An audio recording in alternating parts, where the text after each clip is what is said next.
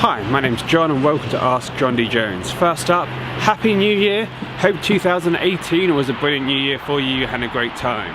So, if you look at any successful self-help book, if you look at any project management book, one of the key things that apparently separates successful people to unsuccessful people is the way that you define goals and review things. So at the beginning of each year, it's a great idea to sit down, review what you did last year, and then come up with a list or a plan of where you want to be by the end of the year. So when I do this, I like to split my life into sort of two things, because I'm self-employed, the business side of things, and as I'm a developer, the sort of technical, what skills I've learned, how I found things. So reviewing a year back, about 12 months ago, I said to myself, I really want to learn JavaScript. Now, I did a review of the CMS world, and you can look at my video, but the state of .NET Core and CMS isn't great. All the big CMSs are probably years away from going on to .NET Core, and there isn't really anything to learn. Now, if you look at some of the contracts in London, like I have been, all the work which is coming up is either .NET Core or there's a very strong focus towards JavaScript. So it's .NET Core with Angular or React or Vue or something like that. Now, a year ago I had a choice to make. I could have probably just sat back, got a normal contract and just eked out a CMS and done some C# and not really learned anything new. Or I thought in my head, I want to learn JavaScript.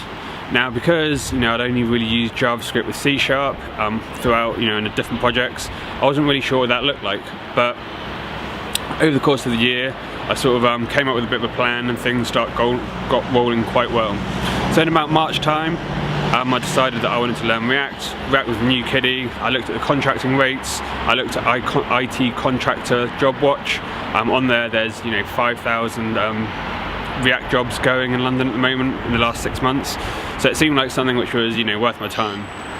Now, when it came to how I went about it, I think the approach was pretty good. I'd recommend it to other people. Is instead of just getting a book, it's definitely worth getting on Udemy or getting some videos, and then just making sure you find some videos that has some sort of tutorial.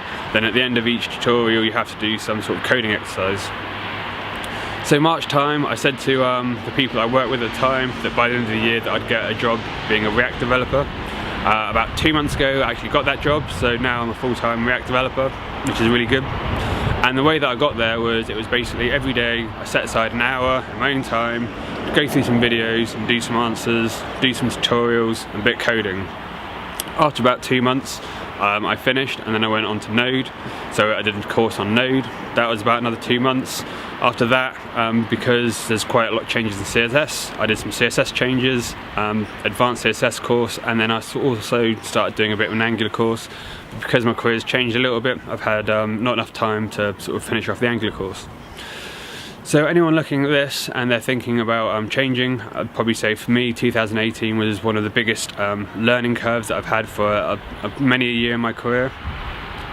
And it's definitely scary that at some stage you can get to quite a senior position, and most of the roles and most of the clients I work with, I've gone in as a very senior person, and basically taking that all down, starting from scratch and going, I'm just going to do JavaScript. And on first glance, JavaScript seems like it's fairly simple, there isn't too much to it, but then as soon as you like an onion, or as soon as you start learning about any topic, the more you learn, the harder and the more things you realise to get scripts. So I mean, there's obviously JavaScript as itself, there's ES6, and then obviously you've got frameworks, React, then you've got things like Webpack, and you've got things like Docker and Kubernetes, how you're going to push it. You've got things like mono repos, what happens if you're running multiple apps, if you're working in a team of 20 React developers, how are you going to keep pushing forward. So all in all, on reflection, I'm very glad that I moved into a JavaScript role. I think investing the time, even though it was a bit scary, and there was times when I was doing these courses just thinking, why am I wasting my time, there's no point in this. It's definitely paid off now. I don't know in the future if I'll continue to work in React or I might move on, but I know something that I've spent a year gaining some marketable skills. So if I'd sat back and just worked on a C# CMS role, a year later I probably wouldn't have been worth any more. Now at least, I've got more tools in my toolbox, so when I'm going for jobs, I've got a more wider range. In terms of my business, contracting wise, it's been a fairly good year. I had quite a good contract. that lasted up to about March time. In March time, I had decided to renew my contract for another 6 months, but as the nature of contracting, the client that paid for me had some issues with their client about money, and in the end they had to cancel my contract. Now, another thing that I'm very glad that I've done in the past is that I've always made sure that I've had enough money in the bank, so if someone cancels my contract, it's not the end of the world. I think one of the big learning thing about contracting I got last year is what happened slightly afterwards. So slightly afterwards, the company said, oh, we need to be let go. Fortunately, it was really bad timing for me because I was going on holiday for 2 weeks, went to New Orleans. Just before I went to New Orleans, I managed to get a new job. Now this job sounded a bit too good to be true. This company offered me pretty much double the salary that I was on, and it was a year contract. Everything seemed perfect, so just before I was going on holiday, they said, look, you're going on holiday, in 3 weeks time, we'll have a conversation, come into the office, meet the guys. So 3 weeks later on, I meant to have met this guy, and then for whatever reason he never emailed me. At that point I was a bit, suspicious. He emailed me sort of 11 PM that night going, oh sorry, I know we meant to have met today, but it's been really busy. It's been like the contract's been delayed by a week. Now at this stage, because the money was so good, I had to sort of go with it. But at this stage I hadn't really been earning any money for 3 weeks. And then this carried on for about 2 weeks. So if anyone's thinking about getting into contracting, what I'd definitely say is always make sure you have your bases covered. Now just because someone's going to promise you a great contract, unless they actually give you the contract to sign, it's not signed, sealed and delivered. So in the end with this contract that I had, the guy basically said one day, yeah, I'm sorry it's been delayed, it's probably going to happen sometime next month, we'll get in contact with you, and I've never heard him since. Now because what happened is because I didn't trust the company, and because I came up with a backup option, as soon as the guy cancelled the first meeting, I actually went out and sent my CV to like 5 more people, and then like 2 weeks later I actually started a new job. Now if I'd actually just listened to this guy and hadn't trusted my instincts and just assumed that everything was going to be okay, which I could have, I'd have probably been out of work for another 2 or 3 weeks because I was starting the job interview process from the beginning. So if you're going into contracting, last year one of the best things I did is just to make sure that you have multiple options, and as soon as you have multiple options, life goes really well. Now the other side of my business, which went pretty well for me, is freelancing. Last year I probably made the most amount I have on freelancing. At the beginning of the year I had quite a few bits and bobs of offers from little like Episerver projects and Umbraco projects. That paid quite well.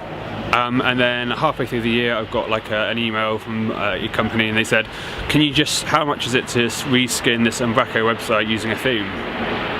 So I thought this project was going to be 3 to 4 weeks, and 6 months later on I'm still doing sort of 50-60 hours a week for them, per month for them, sorry. So that's going to carry on for the foreseeable future. So for me it's been quite good. So I definitely think that about 2 or 3 years ago, because I was just focusing on one CMS in particular called Episerver, I thought it would be a good idea to widen my horizons and learn a second CMS, Umbraco. Now the good thing is, and I definitely recommend anyone watching this, is that if you're working and you're experienced in a premium product, maybe it's Salesforce, maybe it's WebSphere Commerce, maybe it's Sitecore, Episerver, the problem with all these projects is to get started, a client needs to have a lot of money and they need to invest £100,000-200,000. Now for people like you and me, who can sit at home, put on a film and do a bit of tippy tapping, bang out some code, you're not going to ever attract those clients because you'll need some offices, you'll need sales pitches, insurance policies, all of that. Now the great thing with Umbraco, which I definitely recommend any .NET developers to get into, is that when you get into an Umbraco, because it's free, you have clients who just want to create some basic web content. They have a smaller budget, and because you work from home and they've trying to cut costs, for them it's a win-win, because they don't want to go through an agency and pay all that money, or they don't want to go for a big company and spend thousands and thousands when they can get something for half the cost from Freelancer. So my year in review, money wise probably the most I made, skills wise again it's been great for me. I probably definitely jumped off the cliff. I think I got through the worst of the learning pains of jumping onto a new React project and feel quite comfortable. So this is the time, I guess, is what my aims for next year and what my plans. So I think at the end of the next year, I'd like to be able to apply for more front-end, full-stack developer positions, and I definitely feel a lot more comfortable. So I mean, same as anything, the only way you can get better at something is to do it. So the next 6 months, possibly to a year, just the aim is just to stay on the same project, hopefully stay at the same contract at the moment, and just figure out and continually work. Now last year on my website, I didn't probably put as much effort into it as I'd like to have. Again, because I was transitioning, it's very hard to start writing about something as being an expert or being giving useful content to people when you're just starting at the beginning of your journey and trying to learn. However, now that I'm sort of through the big pain of it, next year I'm definitely trying to expand the JavaScript section in the site, and I'm trying to get myself into a situation is that when I start interviewing people and I'm starting looking for new roles, new opportunities in the future, that I'll be a strong, one of the stronger full stack developers rather than, you know, just a really good, really strong C# developer. Freelance work, as I said, I've got a client. At the moment I can't really afford to take on any new work. I would love to, and I do get the opportunities, and if you do have some work that you think I might be available for, feel free to get in contact. Probably I won't be able to do it, maybe after G time I will, but again, it's just if I can get this project done where it's a full build, so doing all the design, doing all the HTML, doing all the JavaScript, doing all the C#, deploying it, coming up with the pipeline, all on my own. It'll probably be the first project that I've had to do everything on my own, so that'd be really brilliant if I can do that. And I guess website wise, I think I'd like to try and boost the numbers a little bit. A year ago that wasn't my aim, because obviously the more people who go onto my website, the higher my costing bill is, but I think I'd like to slightly try and maybe change the audience. So about 5 years ago, everyone who's going to my website was pretty much an Episerver website. Over the years it seems like the Episerver crowd has dwindled off a little bit, and if I look at the top 20 or 30 posts, most popular posts on my website, they're more Umbraco and Sitecore. So I'd probably like to deviate this a little bit, and I'd like to have a sort of steady stream of maybe 10 or 20% of people coming to my website just for JavaScript, whether that's React or something else. This year I'm also aiming to start some sort of product. I'm not 100% sure what it is. It's probably be free, it's not going to be very good. The idea is that, you know, moving forward I would actually like to create some sort of product-based business, not for full time but just a bit of fun. So anyway, I hope that helps people. Probably the one thing I missed is this YouTube channel. 6 months ago, a year ago, I decided to pretty much start this channel. Didn't have any subscribers. The aim for last year was to get to 100 people. I think I smashed that, thanks to all you legends out there. I got to about 110, 20 people by June. Since then, because life's been crazy and I've got a new contract and a new role, haven't had as much time. But again, moving on, I'd like to get into these videos a bit more, probably be a bit more Umbraco, and it would be a bit more React to JavaScript based moving forward. But generally just me waffling in front of the camera. Thanks to anyone who watches this, because it is just me waffling. And that's about it. So I guess a quick summary and some things that I'd recommend for anyone watching this if you're trying to make your own list is definitely think about what skills you want to learn.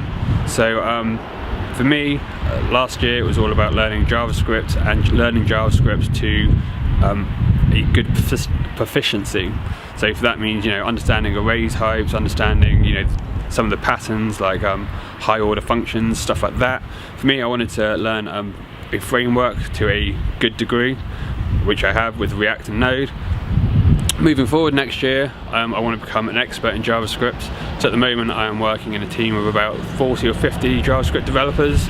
I would like to be considered in the top 5% of those guys. At the moment I'm not. That's the aim I'm working towards. Framework wise, I definitely want to learn Angular, be in and out of Angular. I think that would be really good. And I also want to try and learn some more key skills. So because I've recently gone from using a PC all the time to a Mac, I'm becoming a power Mac user. So one of the things which was really beneficial, and if you haven't done this already, I recommend every developer to do, is go out, buy yourself a book about Git, and then commit to yourself this year if you don't already, is to just use Git through the command line, because when you're using Windows and C#, it's very easy just to be able to, do a commit, push it up, create a pull request. But as soon as you're using things in JavaScript like submodules and you're using mono repos, when you get in those sort of territories, you can't just use command line tools anymore, the GUI tools anymore, and you have to rely on the command line. And what I found is, because I've had to use the command line, and I've used Git through the command line all the time, that some of the things I used to struggle with, or some things which take a little bit of time, I do these things now in like 5-10 seconds, and sometimes it used to be a minute. And if you count that up over the year, it's such a great saving, and learning Git and becoming an expert in Git is such a great payoff. I recommend everyone to do it. So for me, now I've got Git sorted, because I'm working in a stack which is very Docker and Kubernetes based. For me, learning a bit more about containerization and about how to create CI/CD pipelines using React within Jenkins, that's definitely on my list. And contracting wise, I'm pretty happy where I am at the moment. I started off a contract, and the reason why I got this original React contract was because I started off looking for a C# role, and I knew that they were migrating to a React platform. So instead of trying to go for a React or like an Angular development role straight off, and because I'm trying to get into contracting with less experience than other people that I'm applying for, the way that I tried to get into that role is by sidestepping, by going in, learning about the business, providing my C# knowledge, and then when I was in there I managed to jump to a React role, and now it puts me in a good position in the company because I'm one of the only people who can work on multiple platforms, and it makes me a bit more indispensable. So moving forward, I definitely want to try and explore how that works. Anyway, I've been banging on for about 15 minutes. I'm sure you're pretty bored of this. As I said, moving future, carry on watching the channel. I'm really appreciative of anyone who watches it, because basically this helps me out, helps me learn, and it helps me to communicate my ideas to people. Hope everyone's had a great New Year's. If you want to learn a little bit more about React or Umbraco or some .NET CMSs, head over to my website, JonDJones.com.